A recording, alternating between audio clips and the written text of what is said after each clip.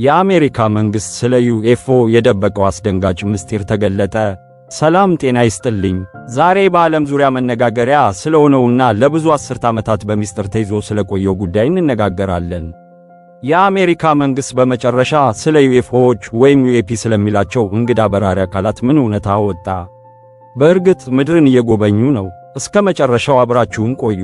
የፔንታጎን አምኖ መቀበል ለረጅም ጊዜ ዩኤፍኦ ማየት እንደ ቅዠት ወይም እንደ ተረት ይታይ ነበር።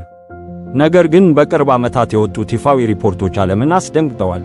የአሜሪካ መከላከያ ሚኒስቴር ወይም ፔንታጎን የባሕር ኃይል አብራሪዎች በካሜራ የቀረጿቸው ቪዲዮዎች እውነተኛ መሆናቸውን አምኗል። እነዚህ በራሪ አካላት ምንም አይነት የሚታወቅ ሞተር ወይም ክንፍ የላቸውም። በጣም በከፍተኛ ፍጥነት ይጓዛሉ፣ በድንገት ይቆማሉ፣ ደግሞም ወደ ውቅያኖስ ውስጥ በጥልቀት ይገባሉ። የሰው ልጅ የደረሰበት ቴክኖሎጂ እስካሁን ይህንን ማድረግ አይችልም።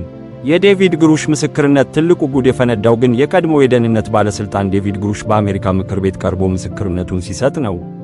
ግሩሽ በቃለ መሐላ ሲናገር አሜሪካ የተከሰከሱ የባዕድ ፍጥረታት መርከቦችንና የሰው ያልሆኑ ፍጥረታትን አካል በድብቅ ይዛለች ብሏል። ይህ ንግግር በታሪክ ለመጀመሪያ ጊዜ አንድ ከፍተኛ ባለሥልጣን ስለ መጻተኞች መኖር በይፋ የመሰከረበት አጋጣሚ ሆኗል። እንግዲህ እውነቱ ቀስ በቀስ እየወጣ ነው። ሳይንቲስቶች አሁንም መጻተኞች መሆናቸውን እርግጠኛ አይደለንም ቢሉም እነዚህ ነገሮች ግን ከሰው ልጅ ዕውቀት በላይ መሆናቸውን አምነዋል። እናንተስ ምን ታስባላችሁ? በእርግጥ በመካከላችን አሉ ወይስ ይህ ሌላ የመንግሥታት የፖለቲካ ጨዋታ ነው?